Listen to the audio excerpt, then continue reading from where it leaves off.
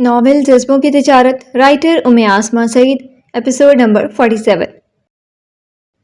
کریم اپنے ڈیڈ کو قبرستان سے لے آیا تھا۔ وہ جہانگیر سنجرانی کی گاڑی کو وہیں چھوڑ کر اپنے ڈیڈ کو اپنی گاڑی میں بٹھائے گھر کی طرف روانہ ہو گیا تھا۔ دونوں میں خاموشی تھی، گہری خاموشی، موت کے ماتم کے بعد جیسی خاموشی۔ سفر کیسے کٹا تھا یہ کریم جانتا تھا، لیکن اپنے ڈیڈ کی حالت دیکھ کر وہ مزید پریشان ہو گیا تھا۔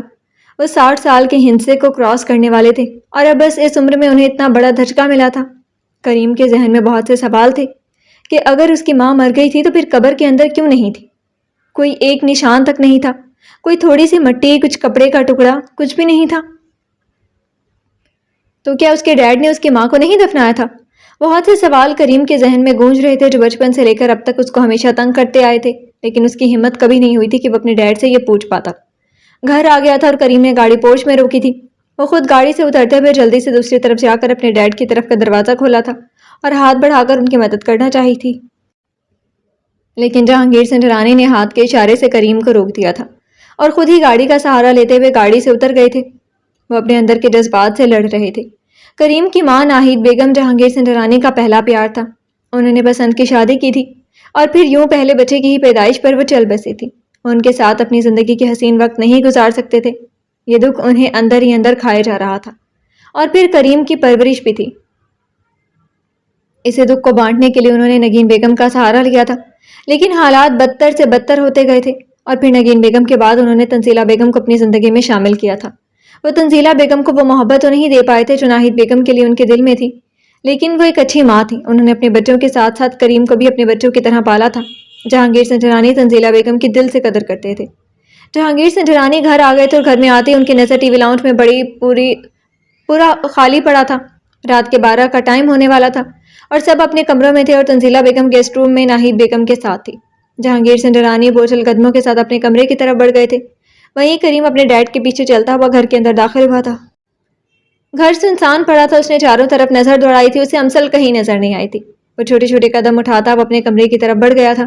کریم نے جیسے ہی دروازہ کھولا، امسل بیڈ کے پشت سے ٹیک لگائے، ایک ٹانگ کو فولڈ کیے اور ایک ٹانگ بیڈ سے نیچے لٹکائے گود میں کوشن رکھے وہ گھڑی کی طرف دیکھ رہی تھی اور کریم کے انتظار میں بیٹھی تھی۔ تنزیلہ بیگم نے سب کو بتا دیا تھا کہ یہ کریم کی ماں ہے، لیکن وہ سب انہیں 35 سال سے مرا ہوا تصور کر رہے تھے اور ان کا اچانک آنا کسی معجزے سے کم نہیں تھا۔ ڈاکٹر چیک اپ کر کے چلا گیا تھا اور بتایا گیا تھا کہ انہیں صبح تک ہوش آ جائے گا۔ وہ ذہنی اذیت میں رہی ہیں، اس لیے کوئی گہرا صدمہ لگنے کی وجہ سے بے ہوش ہو گئی ہیں۔ کریم پر حارب کی سچائی کھلی تھی، وہ اندر سے ٹوٹ چکا تھا اور اب اپنی ماں کو زندہ دیکھ کر وہ عجیب سی کشمکش میں تھا۔ اس نے دروازہ کھول کر امسل پر نظر ڈالی اور جا کر الماری سے کپڑے نکال کر فریش ہونے چلا گیا تھا۔ امسل کریم کو دیکھ کر فوراً بیڈ سے اٹھی تھی۔ وہ کریم سے کچھ کہتی کریم واش روم میں فریش ہونے چلا گیا تھا۔ امسل دوبارہ بیڈ پر بیٹھ گئی تھی۔ وہ کریم کی حالت کو سمجھ سکتی تھی کہ جس ماں کے پیار کو، جس محبت کو وہ 35 سال سے ترستا رہا تھا، وہ اچانک سامنے آ جائے تو اگلے انسان کی کیا حالت ہوتی ہے، اور وہی حالت کریم کی تھی۔ وہ چپ تھا، خاموش تھا، کچھ کہہ نہیں پا رہا تھا، لیکن اس کی آنکھیں سب بتا رہی تھیں کہ وہ اپنے اندر کتنا درد چھپا کر گھر میں دوبارہ آیا تھا۔ کریم جیسے فریش ہو کر آیا، امسل فوراً بیڈ سے اٹھی تھی۔ آپ کے لیے کافی لاؤں؟ کریم کو باہر آتے دیکھ کر 2 قدم آگے بڑھی تھی۔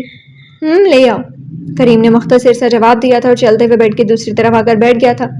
امسل نے قدم باہر کی طرف بڑھائے تھے۔ وہ کریم کو ایسے دکھی اور پریشانی میں نہیں دیکھ سکتی تھی۔ وہ جانتی تھی کہ وہ بہت ڈسٹرب ہے، اس کی ساری پریشانیاں اور سارا دکھ اپنے دامن میں جذب کرنا چاہتی تھی، جیسے وہ اس کے دکھ اور پریشانی کو اس کی زندگی سے پلک جھپکتے ہی نکال دیتا تھا۔ آج وہ بھی کریم کے دکھ اور پریشانی کو اپنے پیار اور محبت سے مٹا دینا چاہتی تھی۔ تھوڑی دیر بعد امسل کافی لے کر آ گئی تھی، اس لیے اندر آتے ہی کریم کی طرف کی سائڈ ٹیبل پر کافی رکھتے ہوئے کریم کی طرف دیکھا تھا جو موبائل پر مصروف تھا اور اس کے چہرے پر گہری خاموشی تھی۔ امسل دوسری سائڈ پر آ کر بیڈ پر بیٹھ گئی تھی۔ اس نے اپنے آپ کو کریم کے قریب کیا تھا اور اپنے دونوں ہاتھوں سے اس کے بازو کو پکڑا تھا اور اپنا سر اس کے کندھے پر رکھا تھا۔ کریم جو موبائل پر مصروف تھا، امسل کو اتنے قریب آ کر اس نے گہرا سانس لیا تھا اور موبائل کو بند کرتے ہوئے سائڈ ٹیبل پر رکھا تھا اور اپنے بازو کو امسل کے ہاتھوں کی گریپ سے چھڑاتے ہوئے اس نے اپنا بازو امسل کے کندھے کے گرد جما لیا تھا۔ آپ سوئی نہیں تھی؟ کریم نے امسل کے بازو کو سہلاتے ہوئے مختصر سا کہا۔ آپ کے بغیر میں کیسے سو سکتی تھی؟ آپ اتنے پریشان تھے اور میں سو جاتی۔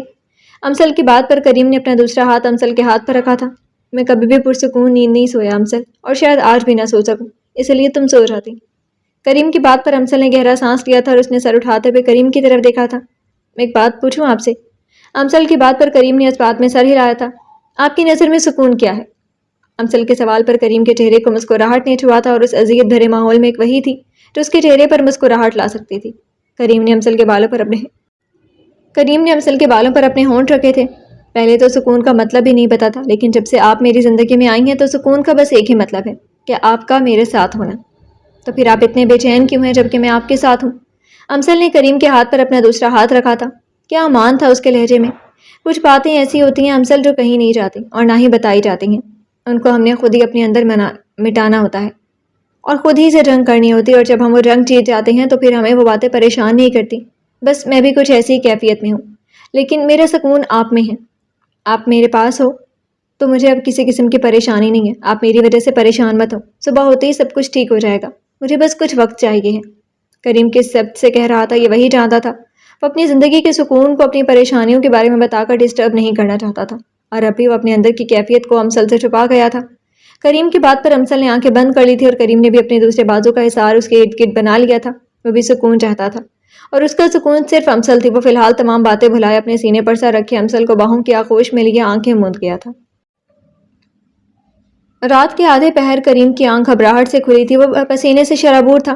اس نے فوراً ہی آنکھیں کھولتے ہوئے بیڈ کی دوسری طرف دیکھا تو امسل اس کی طرف رخ کیے سو رہی تھی۔ کریم نے گہرا سانس بھرا، وہ اس کے پاس موجود تھی، اس کی آنکھوں کے سامنے تھی۔ تو پھر ایسی گھبراہٹ کیوں تھی؟ کسی کی چھن جانے کی؟ اس نے اپنے اوپر لی ہوئی چادر کو سائڈ پر کیا تھا اور اٹھتے ہوئے سائڈ ٹیبل سے پانی کا گلاس لے کر اپنے ہونٹوں سے لگاتے ہوئے ایک ہی گھونٹ میں گلاس خالی کر دیا تھا۔ گھڑی پر وقت دیکھا تو رات کے 3:30 بج رہے تھے۔ وہ امسل کے اوپر چادر درست کرتے ہوئے ایک پیار بھری نظر اس پر ڈال کر باہر کی طرف بڑھ گیا تھا۔ اس کا ارادہ باہر گارڈن میں تھوڑی دیر ٹہلنے کا تھا تاکہ اس کی گھبراہٹ ختم ہو سکے، لیکن جیسے ہی وہ ڈرائنگ روم سے باہر کی طرف بڑھنے لگا، ڈرائنگ روم کی لائٹ آن تھی اور وہاں پر تنزیلہ بیگم گہری سوچ میں بیٹھی ہوئی تھی۔ کریم کے باہر کو جاتے قدم وہیں پر رکے تھے۔ وہ تنزیلہ بیگم کو گہری سوچ میں دیکھ کر وہیں رک گیا تھا۔ آج سے پہلے کبھی بھی وہ اتنی رات کو ایسے نہیں جاگی تھی، لیکن جو کچھ اس رات کو ہو چکا تھا تنزیلہ بیگم کا جاگنا بنتا تھا۔ کریم تنزیلہ بیگم کی حالت کو سمجھ سکتا تھا۔ وہ اب ڈرائنگ روم کی طرف بڑھ رہا تھا جہاں پر تنزیلہ بیگم صوفے پر بیٹھی ہوئی تھی۔ ان کا ایک بازو صوفے کے ہینڈل پر تھا اور ہاتھ ان کی کنپٹی پر تھا اور وہ گہری سوچ میں تھی۔ آپ یہاں پر اتنی رات کو، سب خیریت تو ہے؟ کریم نے آگے بڑھتے ہوئے جیسے کہا۔ تنزیلہ بیگم نے چونک کر اس کی طرف دیکھا اور کریم نے تنزیلہ بیگم کی آنکھوں میں نمی دیکھ کر ایک دم وہ گھبرا گیا تھا۔ وہ ہمیشہ چہرے پر مسکراہٹ لانے والی عورت تھی اور ان کی آنکھوں میں کبھی نمی نہیں آئی تھی۔ نہیں، بس ایسے ہی نیند نہیں آ رہی تھی، نہ ہی دابی کو دیکھ رہی تھی۔ انہیں کب ہوش آئے گا، لیکن شاید وہ ابھی ہوش میں آنے کی حالت میں نہیں ہے، اور تمہارے ڈیڈ کو بھی میں نے میڈیسن دے کر سلا دیا تھا۔ بس دونوں کو دیکھتے دیکھتے نیند آنکھوں سے دور ہو گئی اور میں نے سوچا چلو تھوڑی دیر ڈرائنگ روم میں بیٹھ جاتے ہیں۔ تنزیلہ بیگم نے کریم کو کہتے ہوئے سیدھی ہو کر بیٹھی تھی اور وہیں کریم تنزیلہ بیگم کے پاس صوفے پر بیٹھ گیا تھا۔ آپ پریشان ہیں سارے صورتحال سے؟ کریم کی نظریں زمین پر بچھے قالین پر تھی۔ دونوں میں کچھ سیکنڈز کے لیے خاموشی چھائی رہی۔ نہیں، میں پریشان نہیں ہوں کریم، بلکہ میں تو ابھی صدمے سے باہر ہی نہیں آ رہی، نہ ہی دابی کو دیکھ کر۔ تنزیلہ بیگم کے یوں کہنے پر کریم نے گردن موڑ کر تنزیلہ بیگم کی طرف دیکھا تھا۔ وہ ان کی بات سمجھ نہیں پایا تھا، اس کی نظروں میں سوال واضح تھا۔ تمہیں پتہ ہے کریم، جب مجھے پتہ چلا تھا کہ ناہید آپے اس دنیا میں نہیں رہی تو مجھے میرے کانوں پر یقین نہیں آیا تھا۔ وہ بیمار نہیں تھی، انہیں کوئی مرض نہیں تھا، وہ پریشان نہیں تھی، وہ بہت خوش تھیں۔ ماں بننے پر اپنی اولاد کو اس دنیا میں لانے کے لیے ڈاکٹرز نے بھی ان کو ساری رپورٹس کو اوکے کر دیا تھا اور کسی قسم کی کوئی بھی کمپلیکیشنز نہیں تھی، لیکن اس طرح ان کا چلے جانا کسی کو بھی یقین نہیں آ رہا تھا، مجھے بھی نہیں آیا۔ میں دبئی میں تھی جب مجھے اس کی اطلاع ملی تھی، اور جب میں پاکستان واپس آئی تو تب تک ناہید آپے کی تدفین ہو چکی تھی۔ تم بےتاب ہونا کہ میں انہیں کیسے جانتی ہوں؟ وہ میری امی کی خالہ کی بہن کی بیٹی ہیں اور ہم دونوں میں کافی دوستی تھی۔ وہ مجھ سے 3 سال بڑی تھیں، لیکن ہم دوستوں کی طرح تھے۔ مجھے بس یہی دکھ ہے کہ وہ کن حالات میں رہیں، کس کے پاس رہیں، اور کون اتنا ظالم تھا جس نے ان کو ایسی حالت میں رکھا، اور وہ اتنی تکلیف میں رہیں، اپنے گھر والوں سے دور رہیں، اپنی اولاد سے دور رہیں۔ تنزیلہ بیگم کے یوں کہنے پر ان کی آنکھوں کی نمی آج پہلی بار آنسو بن کر باہر نکلی تھی، اور کریم نے تھوڑا سا آگے ہوتے ہوئے تنزیلہ بیگم کا ہاتھ اپنے ہاتھ میں لیا تھا۔ تنزیلہ بیگم کی آنکھوں میں آنسو وہ دیکھ نہیں سکتا تھا۔ اس نے اپنے دوسرے ہاتھ کے انگوٹھے سے ان کے دونوں گالوں پر آنسو صاف کیے تھے اور آگے بڑھتے ہوئے ان کی گود میں اپنا سر رکھ دیا تھا۔ پریشان تو وہ بھی تھا اور پریشان وہ بھی تھی، دونوں ماں بیٹی ایک دوسرے کی پریشانی کو دور کرنے کے لیے آج کی رات یہاں موجود تھے۔ مجھے لگا تھا کہ شاید آپ ان کے آنے سے خود کو انسیکیور محسوس کر رہی ہیں، شاید ڈیڈ کی وجہ سے۔ آپ نے بچپن میں مجھے بتایا تھا کہ وہ ان کی محبت تھی اور وہ ان کے لیے بہت روتے رہے تھے، بہت تڑپتے رہے تھے۔ کریم تنزیلہ بیگم کی گود میں سر رکھے اپنے آپ کو سمیٹے ہوئے تنزیلہ بیگم کا ہاتھ اپنے ہاتھوں میں لیے بول رہا تھا، نہیں کریم، ایسی بات نہیں ہے، میں اپنے آپ کو کبھی انسیکیور فیل نہیں کروں گی اور نہ ہی میں کرنا چاہتی ہوں۔ میں جانتی ہوں تمہارے ڈیڈ کے دل میں ناہید آپی کے لیے کیا جذبات ہیں، کیا محبت ہے۔ نہ میں کبھی چاہوں گی کہ ان کے دل میں ناہید آپی کے لیے جذبات ختم ہوں، نہ ہی میں ان کے دل سے ان کی محبت نکال سکتی ہوں۔ وہ ان کی محبت تھی، ہے اور رہے گی۔ اور تمہارے ڈیڈ ایسے بھی نہیں ہیں کہ وہ کسی کے ساتھ ناانصافی کریں، یقیناً وہ سب کے ساتھ انصاف کریں گے، مجھے پوری امید ہے۔ میں اپنوں کو کھونا نہیں چاہتی اور نہ ہی تمہارے ڈیڈ اس گھر کی خوشیوں کو برباد کرنا چاہیں گے، اور مجھے یہ بھی امید ہے کہ جیسے ہی ناہید آپی ہوش میں آئیں گی تو انہیں بھی ان ساری صورتحال سے کوئی مسئلہ نہیں ہوگا۔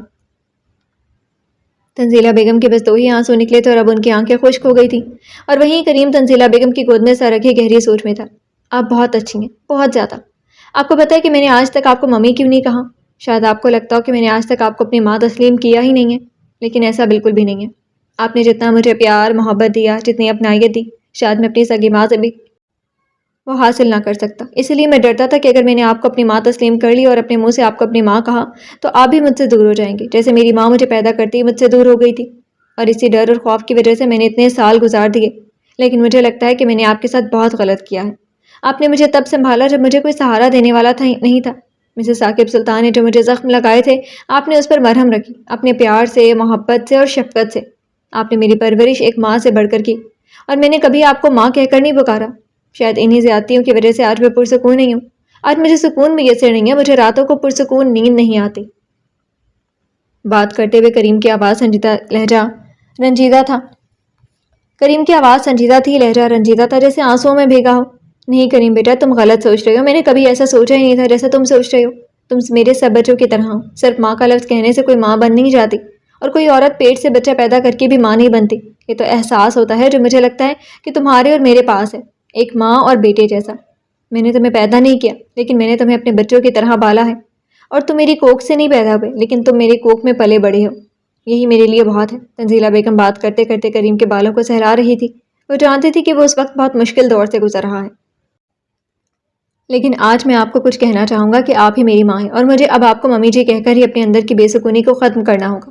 میں کبھی بھی آپ کی جگہ کسی اور کو نہیں دے سکتا ممی جی۔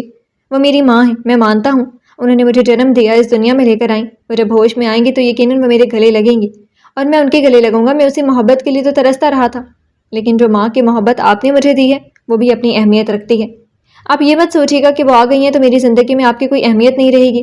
آپ بھی میری ماں کی جگہ ہیں اور وہ بھی میری ماں ہیں۔ کریم نے نہایت سنجیدگی سے کہا تھا۔ وہ رشتوں میں بیلنس رکھنا جانتا تھا۔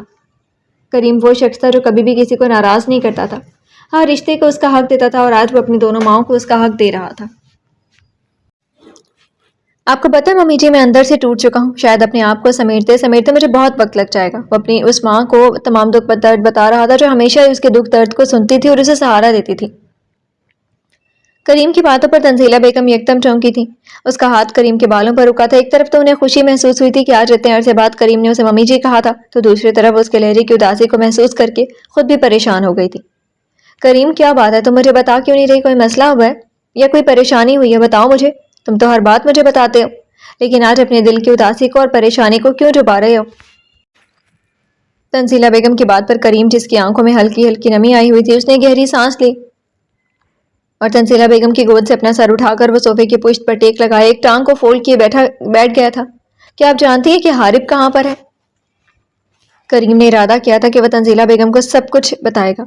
آخر وہ اپنے اندر کے دکھ کو کیسے خود اکیلے میں سمیٹ سکتا تھا؟ امسل اسے 10 سال چھوٹی تھی اور وہ اپنے اتنے بھاری دکھوں کو اس کے دکھوں پر نہیں ڈال سکتا، کندھوں پر نہیں ڈال سکتا تھا۔ وہ بھی جس صورتحال سے گزر کر آئی تھی، اس کے لیے کریم کی کوئی صورتحال میں سنبھالنا بہت مشکل تھا، اس لیے وہ اپنی نازک متاع حیات پر اپنے غموں کا بوجھ نہیں ڈالنا چاہتا تھا۔ ایک تنزیلہ بیگم تھی جو اس کے ہر غم کو سن کر کریم کو کچھ حوصلہ دیتی تھی۔ نہیں کریم، مجھے نہیں پتا، بلکہ تمہارے ڈیڈ بھی بہت پریشان ہیں کہ اریبہ اور حارب کا کچھ پتا نہیں ہے۔ ہمیں تو سمجھ نہیں آتی کہ حارب ایسا کیوں بنتا جا رہا ہے۔ بچپن میں تو وہ بالکل ٹھیک تھا، لیکن جیسے جیسے وہ اسکول سے کالج جانا شروع ہوا، تب سے اس کی عادتیں کچھ بدلتی گئی تھی اور ہم نے اگنور کیا، لیکن اب وہ زیادہ ہی ضدی اور حساس ہو گیا ہے۔ تمہارے ڈیڈ نے حارب کو کافی کالز کی تھی اور اریبہ کو بھی کالز کی تھی۔ حارب نے تو فون نہیں اٹھا رہا، اریبہ کا نمبر مسلسل بند جا رہا تھا۔ کیوں، تمہیں کچھ معلوم ہوا ہے کیا؟ حارب کے ساتھ کچھ ہوا ہے کیا؟ کچھ غلط ہوا ہے؟ تنزیلہ بیگم ایک ماں تھی اور وہ حارب کا تذکرہ سن کر بھی مچل گئی تھی، اور وہیں کریم نے نفی میں سر ہلایا تھا۔ اگر میں حارب کے بارے میں آپ کو کچھ بتاؤں تو کیا آپ سب سن کر برداشت کر پائیں گی؟ کریم کی بات پر تنزیلہ بیگم نے حیرت سے کریم کی طرف دیکھا تھا۔ ان کا دل جیسے ڈوبا تھا کہ ایسی کون سی بات ہے حارب کے بارے میں جو کریم اتنی تمہید باندھ رہا تھا۔ کریم، تم مجھ سے سیدھے سیدھے بات کرو۔ دیکھو، میں مزید کوئی پریشانی برداشت نہیں کر سکتی، نہ تمہارے ڈیڈ۔ اگر کوئی ایسی بات ہے تو ہمیں پہلے بتا دو، یہ نہ ہو کہ بعد میں کوئی بڑا مسئلہ بنتا ہو۔ तंजीला बेगम ने परेशानी से करीम की तरफ देखा और करीम ने गहरी सांस भरी और साथ ही उसे जो पता था सब बताता चला गया। वो तंजीला बेगम को बताता चला गया। करीम जैसे जैसे बताता जा रहा था तंजीला बेगम के जिस्म से जान निकलती जा रही थी। उसका हाल ऐसे था कि जिस्म को काटो तो लहू नजर ना आए। उसका जिस्म पूरा लरज रहा था। वो कांप रही थी। वो सोच भी नहीं सकती थी कि हारिब इस हद तक जा सकता है। उसने अपने माजी में एक नजर झांका था। वो लड़का हसास जरूर था, वो जज्बाती जरूर था, वो जिद्दी था, लेकिन इस हद तक वो जाएगा उसने कभी सोचा नहीं था। तंजीला बेगम का रंग पीला पड़ते देखकर करीम ने फौरन अपना रुख उनकी तरफ किया था। मम्मी जी क्या हुआ, आपको अब ठीक तो हैं? इसलिए मैं आपको कुछ नहीं बता रहा था, मुझे पता था कि आप संभाल नहीं पाएंगे। सब कुछ जानकर मेरा दिल और मेरा दिमाग अभी तक इस चीज़ को तस्लीम नहीं कर रहा, तो आप कैसे ये सब तस्लीम कर पाएंगी? तंजीला बेगम ने करीम की तरफ देखा था। करीम, मेरी बच्ची अरीबा वो कहाँ पर होगी? तंजीला बेगम को जैसे करीम के हाथ की मजबूत गिरफ्त का एहसास महसूस हुआ था। उसके ज़बान से पहले अरीबा का नाम निकला था और वो हारिब को मुकम्मल तौर पर नज़रअंदाज कर गई थी। मम्मी जी सब ठीक हो जाएगा, आप फिक्र ना करें। मुझे भी इस चीज़ की परेशानी है, लेकिन मैं यही सब कुछ तो डैड से कहने के लिए आया था। रास्ते में ये वाक़या पेश आया। कहते हैं अल्लाह ताला के हर काम में कोई ना कोई मसलहत होती है। शायद मेरा उस इलाके में जाना और वहाँ से फिर माँ जी को लेकर आना अल्लाह ताला को मंजूर था, लेकिन सुबह होते ही मैं अब खुद हारिब को ढूंढूंगा। आप परेशान मत हो। करीम तंजीला बेगम को तसल्ली दे रहा था, लेकिन तंजीला बेगम का दिल डूबता जा रहा था। वो परेशान नजरों से करीम को देख रही थी और वहीं रात की गहरी स्याही में ड्राइंग रूम के बाहर खड़ी मुलाजमा ने थोड़ा दूर जाते हुए नगीन बेगम को फोन करके इस इंजरानी हाउस की सारी तफसीलात से आगाह किया था। हारिब वहां से गाड़ी लेकर निकल चुका था और उसने उस एरिया मेरे इलाके का कोना कोना छान मारा था, लेकिन करीम की माँ का कहीं कहीं कुछ अता पता नहीं चला था। रात के तकरीबन 2 से 2:30 का टाइम हो गया था और वह सड़कों और गलियों का चप्पा चप्पा देख चुका था। उसने एक घर चूज जो ज़ेरे तामीर था, वीरान था, और जो वीरान जगह थी उन सभी जगह पर उसने देखा था और थक हार कर अब गाड़ी में आकर बैठ गया था। उसे करीम की माँ कहीं नहीं मिली थी। उसने घड़ी पर टाइम देखा तो घड़ी 3 बजा रही थी और वहीं पर उसने इरादा किया था कि वो सीधा संजरानी हाउस जाएगा। वहां जाकर वो सूरत हाल को देखेगा, करीम के और अमसल के, और फिर वो नगीन बेगम को सूरत हाल से आगाह करेगा। उसने गाड़ी संजरानी हाउस की तरफ मोड़ ली थी। अभी 1 घंटे का रास्ता ही तय किया होगा जब उसके मोबाइल पर नगीन बेगम की हारिब ने साइड पर गाड़ी खड़ी की थी और गाड़ी खड़ी करते हुए उसने नगीन बेगम की कॉल रिसीव की थी। कॉल उठाते ही हारिब अभी बोला ही नहीं था और नगीन बेगम की आवाज़ स्पीकर से बाहर आ रही थी। मैंने तुम्हें मना किया था ना कि अरीबा को वहां पर ना लेकर जाओ, लेकिन तुमने मेरी एक भी नहीं मानी। हमारा बनाया प्लान सारा खाक में मिलने के दर पर है और तुमने वहां पर अरीबा को भेजकर इस प्लान को नाकाम करने में कोई कसर नहीं छोड़ी। तुम्हें पता है कि क्या हुआ है? नगीन बेगम के मुसलसल बोलने पर हारिब ने अपने माथे को खुजला था। क्या हो गया अब? उसकी बेनियाजी उरूज पर थी। तुम पूछ रहे हो क्या हो गया है? करीम की माँ वहां से भाग गई है, तुम्हें पता भी है? हाँ मुझे पता है वो भाग गई है, उसी को तो ढूंढ रहा हूँ, हारिब ने उकताए हुए लहजे में कहा। काश उसे ढूंढते ढूंढते तुम्हारे हाथ लग जाती या वो किसी गाड़ी के नीचे आकर कुचल कर मर जाती, लेकिन तुम्हारी और मेरी बदकिस्मती ये है कि वो करीम के हाथ लगी है। वो माँ अपने बेटे के हाथ लग गई है और अब वो संजरानी हाउस में है। नगीन बेगम के बोलने की देर थी। हारिब जो बड़ी लापरवाही और उकताए हुए लहजे में बोल रहा था, उसके चेहरे का रंग बदला था, मतलब कि अब जंग सरेआम शुरू होने वाली थी। लेकिन दूसरी तरफ हारिब को थोड़ी सी तसल्ली थी, क्योंकि उसने अरीबा को सख्ती से मना किया था कि वो उस करीम की माँ को भी कि वो एक दूसरे से बात ना करें। हारिब अपनी हर चालाकी के पीछे कामयाब होता रहा था, लेकिन इस बार वो मात खा गया था। हारिब को यकीन था कि करीम की माँ और अरीबा आपस में कोई भी पर्सनल बात डिस्कस नहीं करेंगे, क्योंकि वो हारिब के गुस्से को अच्छे तरीके से जानती थी। वो जो इतने सालों से करीम की माँ पर अपना रौब जमाए हुए था और उसकी छोटी छोटी गलतियों पर जैसे सजाएं मिलती थी, वो जानता था कि करीम की माँ वैसी कोई गलती नहीं कर सकती, क्योंकि वो उनकी सजाएं जानती थी जो दिल दहलाने वाली थी। लेकिन यही हारिब की भूल थी। नगीन बेगम मोबाइल पर मुसलसल हारिब को बोल रही थी और हारिब मोबाइल स्पीकर पर डालते हुए उसने गाड़ी का रुख दोबारा से मोड़ लिया था। अब उसका इरादा संजरानी हाउस जाने का नहीं था। उसने दोबारा गाड़ी उस घर की तरफ मोड़ी थी जहां पर वह अरीबा को उसके बेजान वजूद को बेड पर लिटा कर आया था। दूसरी तरफ नगीन बेगम को जब हारिब से आगे से कोई जवाब नहीं मिला तो उसने गुस्से से फोन काट दिया था और वो चक्कर पर चक्कर लगा रही थी। उसका दिमाग सोचने समझने की सलाहियत खो रहा था कि अगर करीम की माँ ने सब कुछ उगल दिया तो वो क्या करेगी। लेकिन उसे एक तरफ से तसल्ली थी कि वो कम से कम उसका नाम तो नहीं लेने वाली थी, लेकिन अंदर का खौफ डर उसके दिमाग पर हावी हो रहा था। इसी कश्मकश में नगीन बेगम ये बात भूल गई थी कि इस घर में अब उसका कोई हमदर्द नहीं है, कोई उसकी चालाकियों में, उसकी शैतानियत में उसका साथ देने वाला नहीं है। वह समझी थी कि शहाब सुल्तान सो गया होगा, लेकिन वह अपनी माँ के कमरे के पास से गुजरते हुए उसकी आवाज़ सुनकर वहीं खड़ा तमाम बातें सुन चुका था। उसे अपनी माँ की बातों से अंदाजा नहीं हो सका था कि अरीबा को क्यों कहीं पर रखा है। और करीम की माँ, क्या करीम की माँ जिंदा थी? अगर थी तो क्या वो उसकी माँ की कैद में थी? उसकी माँ इस हद तक गिर सकती है उसने सोचा नहीं था, लेकिन उसे कुछ न कुछ गलत होने का एहसास हुआ था। वो फौरन बड़े बड़े कदम उठाता अपने कमरे की तरफ गया था। उसने अपना मोबाइल उठाया था और फौरन करीम को कॉल की थी। वो मुसलसल करीम के मोबाइल पर कॉल कर रहा था, लेकिन करीम का मोबाइल उसके कमरे में साइलेंट पर पड़ा हुआ था। شہاب سلطان کریم کو 3-4 بار کال کر کے تھک گیا تھا. اس نے اب ارادہ کیا تھا کہ وہ سیدھا صبح میں کریم کے آفس جائے گا اور وہاں پر بیٹھ کر تسلی سے سب کچھ بتائے گا, لیکن اسے یہ نہیں پتا تھا کہ یہ رات اس پر کتنی بھاری پڑنے والی ہے.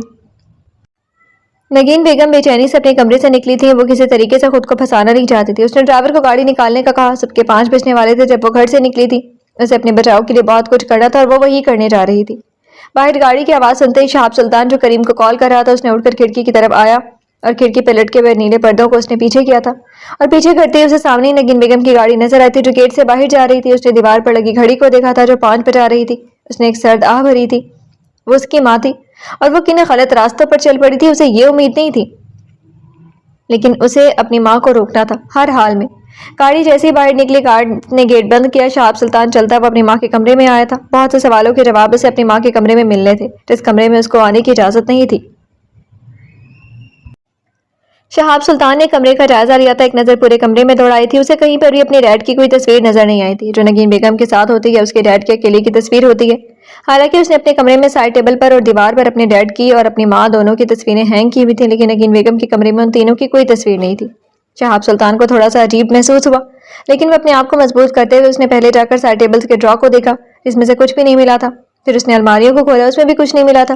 اور چلتا چلتا پورے کمرے کو دیکھ رہا تھا. الماری میں کچھ نہیں تھا, سائڈ ڈرا میں کچھ نہیں تھا. اس کے علاوہ وہاں پر کوئی ایسی چیز نہیں تھی جہاں پر اس کا شک جاتا. اچانک جب وہ کمرے سے باہر جانے لگا تو اس کو کمرے کی دائیں جانب دیوار کے اوپر لگی تصویر پر نظر پڑی جس میں ایک آبشار بہہ رہی تھی, اور آبشار میں بہنے والا پانی کا رنگ نیلا نہیں تھا, وہ سرخ تھا. اور پاس بیٹھی ایک لمبی سیاہ بالوں والی لڑکی اسی آبشار سے پانی میں سے گھڑے بھر بھر کر رکھ رہی تھی. اس تصویر کو دیکھتے ہوئے شہاب سلطان نے اپنے سر کو جھٹکا تھا, لیکن ساتھ ہی اسے اس تصویر کا ترچھے پن کا احساس ہوا تھا. وہ آگے بڑھا اور آگے بڑھتی جیسے اس نے تصویر کو سیدھا کرنا چاہا تو تصویر اپنے پوائنٹ پر آ کر جیسے رکی تھی. تصویر کی رکتی پچھلی سائڈ پر بنا ہوا ایک چھوٹا سا دروازہ کھلتا چلا گیا تھا. شہاب سلطان 2 قدم پیچھے ہٹا تھا. اس کے اوپر حیرتوں کے پہاڑ ٹوٹے تھے کہ اس کی ماں کے کمرے میں کوئی خفیہ کمرہ بھی ہو سکتا ہے. اس نے سوچا نہیں تھا. کمرے کا دروازہ کھلتا چلا گیا تھا اور شہاب سلطان جو 2 قدم پیچھے ہٹا تھا وہ چھوٹے چھوٹے قدم کے ساتھ اندر کی طرف بڑھا تھا. اندر کا کمرہ زیادہ بڑا نہیں تھا, وہ ایک چھوٹی سی لائبریری کی طرح تھا جہاں پر چاروں طرف بکس تھی. شہاب سلطان قدم قدم چلتا ہوا وہاں سے اندر چلا گیا تھا. اسے اندر جاتے تمام بکس کو دیکھا جو مختلف موضوعات پر تھی. اس نے بک شیلف کے نیچے ڈرارز کو دیکھا اور اس کی نظر اچانک ایک ڈرا پر پڑی جس کو دیکھنے میں لگ رہا تھا جیسے وہ اجلت میں کھولا گیا ہو. وہ آگے بڑھا تھا اور آگے بڑھتے اس نے ڈرا اوپن کیا تھا جو تھوڑا سا کھلا ہوا تھا. اس کو کھولتے ہی اس کے سامنے بہت سے خطوط کا ڈھیر نظر آیا تھا. اس نے فوراً تمام خطوط کو ہاتھ میں پکڑا تھا. اس کے اوپر نگین بیگم کا نام تھا اور بھیجنے والے کا نام ثاقب سلطان تھا. اسے یاد تھا کہ جب اس کے ڈیڈ دبئی میں تھے تو وہ ماں کو اکثر خط لکھا کرتے تھے. شہاب سلطان نے کبھی بھی ان خطوط کو نہیں پڑھا تھا. کبھی کبھار وہ اپنے ڈیڈ کے خطوط کے وصول بھی کر لیتا تھا ڈاکیے سے, لیکن اس نے کبھی کھول کر پڑھنے کی ہمت نہیں کی تھی, اور آج وہ پڑھنا چاہتا تھا. ان سارے خطوط کو اس نے سارے خطوط وہاں سے نکالے. اس کو کمرے میں کوئی چیز خاص محسوس نہیں ہوئی تھی. وہ قدم قدم چلتا ہوا وہیں اپنی ماں کے کمرے میں واپس آیا اور کمرے میں رکھی ہوئی 2 کرسی اور ایک ٹیبل میں سے ایک کرسی پر بیٹھ کے اس نے سارے خطوط سامنے ٹیبل پر رکھے. تمام خطوط میں سے ایک خط نکالا جو کافی پرانا تھا, لیکن کچھ ایسا نہیں تھا جس کو پڑھ کر اسے کچھ نہ کچھ نگین بیگم کے بارے میں, اپنے ڈیڈ کے موت کے بارے میں پتہ چلتا. ایک ایک کر کے اس نے سارے خطوط کھول ڈالے تھے اور ایک ایک نظر ڈالتے ہوئے وہ رکھتا جا رہا تھا. جب باقی 5 سے 6 خطوط باقی بچے تھے ان میں سے جیسے اس نے ایک خط نکالا تھا جس کے اندر خط کا کاغذ نہیں تھا. اس خط کے لفافے کے اندر کچھ ڈائری کے پھٹے ہوئے صفحات تھے, اور وہ صفحات کسی اور کے نہیں, وہ اس کے ڈیڈ کی ڈائری کے تھے جو اکثر وہ یہاں پر پاکستان میں آ کر لکھا کرتے تھے. شہاب سلطان نے فوراً وہ ڈائری کے صفحات کھولے تھے اور اس کو پڑھتے ہوئے اس کے پاؤں کے نیچے سے زمین نکل رہی تھی جس کے اندر ثاقب سلطان نے واضح طور پر لکھا تھا کہ اس نے نگین بیگم سے شادی کر کے زندگی کی سب سے بڑی غلطی کی ہے. اس کے اندر کریم کے ساتھ ہونے والے ظلم اور کریم کی ماں کے ساتھ ہونے والے ظلم کو لفظ بہ لفظ لکھا تھا, اور یہ بھی لکھا تھا کہ اسے بھی اپنی زندگی کا کوئی بھروسہ نہیں ہے. جب سے وہ پاکستان آئے ہیں وہ مسلسل بیمار رہ رہی ہیں. انہیں شک ہے کہ نگین بیگم ان کے کھانے میں کوئی ایسا زہر ملا رہی ہے جس کی وجہ سے ان کی طبیعت دن بدن خراب ہو رہی ہے. انہوں نے اپنا ٹیسٹ کروایا, پتہ چلا کہ ان کے خون کے اندر بہت زہریلے مادے پائے گئے ہیں جن کا علاج فوری کر دیا جاتا تو شاید ان کے بچنے کی امید تھی, لیکن اب وقت آہستہ آہستہ ان کے ہاتھ سے سرک رہا تھا. ثاقب سلطان کی عادت تھی کہ وہ ہمیشہ اپنے دل کی بات ڈائری پر لکھتے تھے, اور انہوں نے اپنی دل کی ہر بات ڈائری پر اتاری تھی. وہ نگین بیگم کو طلاق دینا چاہتے تھے, لیکن وقت نے انہیں مہلت نہیں دی تھی, اور یہ ڈائری کا شاید آخری صفحہ تھا جس کو وہ لکھتے لکھتے ان کے پین کی قلم لڑکھڑائی تھی اور یہ ہاتھ کانپے تھے, اور وہیں پر وہ رک گئے تھے, اور اس کے بعد وہ بستر مرگ پر جا پڑے تھے, اور کچھ دنوں کے بعد اس دنیا پانی کو چھوڑ کر چلے گئے تھے. تو کیا سچ میں اس کی ماں اس کے باپ کی قاتل تھی؟ اسے یقین نہیں آ رہا تھا. اس کا دماغ اس بات کو تسلیم کرنے سے انکاری تھا, لیکن اپنے باپ کی حالت دیکھ کر वो कहीं ना कहीं नगीन बेगम पर शक कर बैठा था। इसे उससे सबसे पहले करीम से बात कर रही थी, जो एक वक्त में उसका बहुत अच्छा दोस्त था, उसकी हर मुश्किल में उसका साथी था, और अब उसकी ज़िंदगी में जितनी बड़ी मुश्किल आन पड़ी थी वो सोच समझ से बालातर होता जा रहा था। वो अब किसी भी भरोसा नहीं करना चाहता था, लेकिन उसके पास एक भरोसेमंद शख्स मौजूद था और वो करीम था। और वो बहुत जल्द सारी हकीकत करीम को बताने वाला था। उसने सारे खतूत समेटे थे और कमरे से बाहर कदम रख लिए थे, और यहीं पर शहाब सुल्तान की गलती थी कि उसने सारे खतूत दोबारा उस कमरे में क्यों नहीं रखे थे जहां से उसने निकाले थे। वो सारे खतूत उसने लिए अपने कमरे की तरफ बढ़ गया था। सुबह का सूरज तलू हो चुका था। संजरानी हाउस में गहरी खामोशी थी। हर कोई एक दूसरे से बहुत कुछ पूछना चाहता था, लेकिन हिम्मत किसी में नहीं थी। तभी बस जहांगीर संजरानी को और करीम संजरानी के बोलने का इंतजार में थे।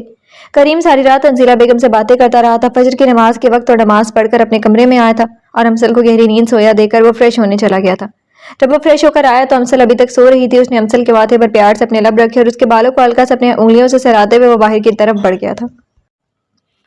जहांगीर संजरानी की तबीयत कुछ नासाज थी। वो अभी तक सो रहे थे। करीम उनके कमरे में गया, लेकिन उनको सोता हुआ पाकर वो वापस लौट आया था। उसने कदम गेस्ट रूम की तरफ बढ़ाए थे। उसे हर हाल में अपनी माँ का सामना करना था। ये वो हकीकत थी जिसे वो कभी झुटला नहीं सकता था। वो जैसे कमरे में दाखिल हुआ, उसने गहरा सांस लिया था। सामने बेड पर नाहिद बेगम बेहोशी के आलम में लेटी हुई थी। वो छोटे छोटे कदम उठाता हुआ उनकी जाने बढ़ रहा था। करीम बिल्कुल अपनी माँ की कॉपी था। वही नक्श, वही आंखें, बाल, हत्ता के बालों का रंग भी। वो उनके बेड के पास खड़ी नाहिद बेगम के चेहरे को देख रहा था। फिर उसने आगे बढ़कर नाहिद बेगम का हाथ, जो उनके सीने पर था, अपने दोनों हाथों में लेते हुए अपने लब अपनी माँ के हाथ के पुष्ट पर रख लिए थे। मैं अब आपको कहीं भी नहीं जाने दूंगा माँ जी। आपने बहुत दुख और तकलीफ सह ली है, लेकिन अब आपकी जिंदगी में खुशियां होंगी। ये आपके बेटे का आपसे वादा है। करीम ने धीमी आवाज में कहते हुए दोबारा से लब रख लिए। उसने अब एक नजर अपनी माँ को दोबारा देखा था और अपने कदम बाहर की तरफ लिए थे। वह छोटे छोटे कदम उठाता हुआ गेस्ट रूम से बाहर आ गया था। उसे ऑफिस जाना था। ऑफिस जाकर बहुत से काम करने थे। वह जानता था कि उसके डैड एक मुश्किल वक्त से गुजरे हैं। अब उसे खुद हारिब वाला मामला निपटाना था। वो अब ऑफिस के लिए तैयार होकर निकल गया था। घर में किसी को भी नहीं पता था कि करीम ऑफिस के लिए जल्दी निकल गया है। करीम ने ऑफिस पहुंचते ही सबसे पहले रजा को कॉल की थी और उसे हारिब के मोबाइल की लोकेशन मालूम करने के लिए कहा था, और उसके मोबाइल का सारा डाटा निकलवाने के लिए कहा था। वो किस किस से कांटेक्ट में था सारी रात, सारी उसे डिटेल मालूम करनी थी। ऑफिस की घड़ी पर 8 बज रहे थे जब करीम के कमरे का दरवाजा खुला। करीम जो रजा से बात करने में मसरूफ था, उसने फौरन दरवाजे की तरफ देखा था और उसकी हैरत से आंखें फैल गई थी। अंदर आने वाला कोई और नहीं, शहाब सुल्तान था, जिसके हाथ में एक पैकेट था, और वह बगैर दरवाजा नॉक किए वो करीम के ऑफिस के अंदर आ गया था। जी तो फ्रेंड्स, कैसी लगी आपको आज की एपिसोड? कमेंट सेक्शन में ज़रूर बताइएगा। फिर हाजिर होंगे नॉवल के नेक्स्ट एपिसोड के साथ। तब तक के लिए इजाज़त दीजिए। शुक्रिया। अल्लाह हाफिज़।